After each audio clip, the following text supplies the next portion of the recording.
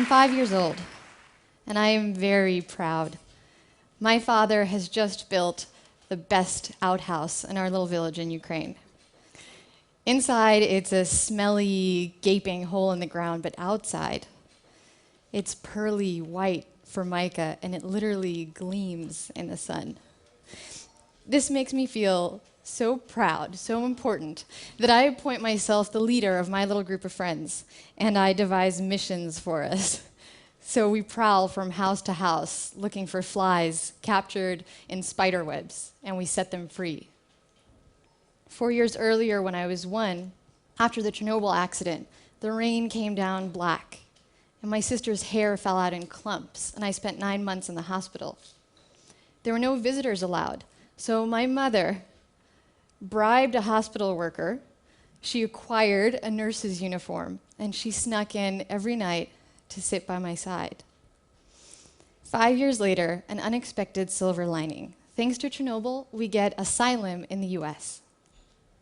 I'm 6 years old, and I don't cry when we leave home and we come to America because I expect it to be a place filled with rare and wonderful things like bananas and chocolate and bazooka bubblegum. Bazooka bubblegum with the little cartoon wrappers inside.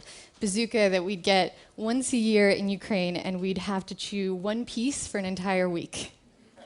So the first day we get to New York, my grandmother and I find a penny in the floor of the homeless shelter that my family's staying in. Only we don't know that it's a homeless shelter. We think that it's a hotel with lots of rats. So we find this penny kind of fossilized in the floor, and we think that a very wealthy man must have left it there because regular people don't just lose money. And I hold this penny in the palm of my hand, and it's sticky and rusty, but it feels like I'm holding a fortune. I decide that I'm going to get my very own piece of bazooka bubblegum. And in that moment, I feel like a millionaire. About a year later, I get to feel that way again when we find a bag full of stuffed animals in the trash, and suddenly I have more toys than I've ever had in my whole life. And again, I get that feeling when we get a knock on the door of our apartment in Brooklyn, and my sister and I find a delivery man with a box of pizza that we didn't order. So we take the pizza, our very first pizza, and we devour slice after slice as the delivery man stands there and stares at us from the doorway. And he tells us to pay, but we don't speak English. My mother comes out, and he asks her for money, but she doesn't have enough. She walks 50 blocks to and from work every day just to avoid spending money on bus fare. Then our neighbor pops her head in, and she turns red with rage when she realizes that those immigrants from downstairs have somehow gotten their hands on her pizza. Everyone's upset, but the pizza is delicious. It doesn't hit me until years later just how little we had. On our 10-year anniversary of being in the US, we decided to celebrate by reserving a room at the hotel that we first stayed in when we got to the US.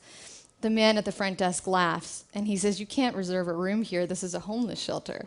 And we were shocked. My husband, Brian, was also homeless as a kid. His family lost everything, and at age 11, he had to live in motels with his dad. Motels that would round up all of their food and keep it hostage until they were able to pay the bill. And one time, when he finally got his box of Frosted Flakes back, it was crawling with roaches. But he did have one thing. He had this shoebox that he carried with him everywhere, containing 9 comic books, 2 G.I. Joes painted to look like Spider-Man, and 5 GoBots, and this was his treasure. This was his own assembly of heroes that kept him from drugs and gangs and from giving up on his dreams. I want to tell you about one more formerly homeless member of our family. This is Scarlett. Once upon a time, Scarlett was used as bait in dog fights. She was tied up and thrown into the ring for other dogs to attack so they get more aggressive before the fight. And now, these days, she eats organic food and she sleeps on an orthopedic bed with her name on it. But